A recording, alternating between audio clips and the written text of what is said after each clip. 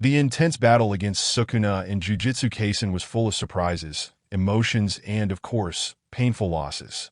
Even with the deaths of iconic characters, many fighters survived, some unexpectedly, leaving fans speechless.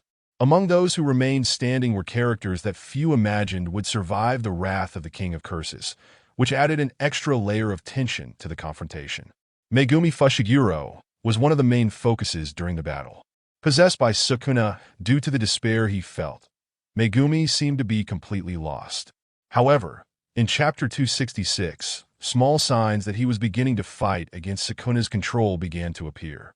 This slow but impactful return was driven by a sincere plea from Yuji Itadori, who awakened Megumi's inner strength. With that, the scales began to tip against Sukuna, culminating in a decisive turnaround 2 chapters later.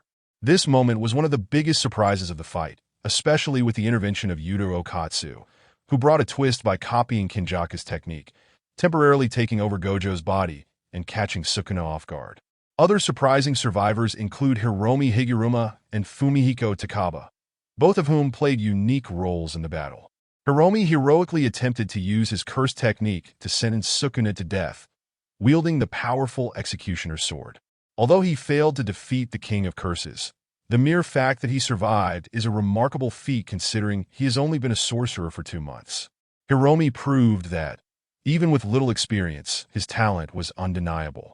On the other hand, Takaba brought a lighter and more unexpected tone to the battle, facing Kinjaku with a series of comical and confusing moments that left both the characters and the readers laughing and scratching their heads. He used his absurd powers to deflect Kinjaku's attacks, allowing Yuta to land a crucial blow in Chapter 243. At first, it seemed that Takaba had died, but to everyone's surprise, he survived, something no one expected. Another notable survivor was Tadu, who, despite being hit by a devastating blow from Sukuna while protecting Hana Kurusu, managed to resist and remain alive. Hana, for her part, also survived, even after losing an arm in the battle. This event did not stop her from confessing her feelings for Megumi, or at least trying to. Maki also showed her unwavering strength, facing Sukuna in hand-to-hand combat several times and surviving, an impressive feat that highlights the power of her heavenly restraint.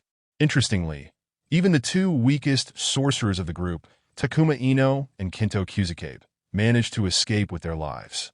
Kuzukabe, in particular, was shocked to realize that he had survived his confrontation with Sukuna, but his mastery of simple domain was essential in ensuring the hero's victory. Without this ability, the chances of success would have been much lower. However, the battle also brought devastating losses. The strongest emotional impact came with the death of Gojo Satoru, one of the most beloved characters in the series. After a titanic confrontation with Sukuna, Gojo was brutally defeated in Chapter 236, leaving fans in shock and devastation. Even though his death was an epic finale to the confrontation, many still hoped for a miraculous return, which unfortunately did not happen. Sukuna's death, on the other hand, was a predictable but satisfying outcome. After his long career as a villain, he refused the mercy offered by Yuji and chose to meet his end with pride. The scene in which Yuji says to Sukuna, "You are me," harks back to Yuji's confrontation with Mahito in Chapter 126, symbolizing an emotional closure for the protagonist. Among the notable casualties, besides Gojo, Choso also died heroically, sacrificing himself to protect his brother Yuji from Sukuna's final attack. His death was one of the most emotional moments of the fight, but due to the intensity of the confrontation, it ended up being overshadowed by the grander events around it. Kinjaku, the great manipulator behind many of the events, also met his end, although his death still leaves doubts. After trying to put an end to the culling game, he was defeated in Chapter 249, being consumed by Rika so that Yuta could use his brain transplant technique. However, Chapter 270 suggests that Kinjaku may not be completely dead, leaving a possible opening for his return.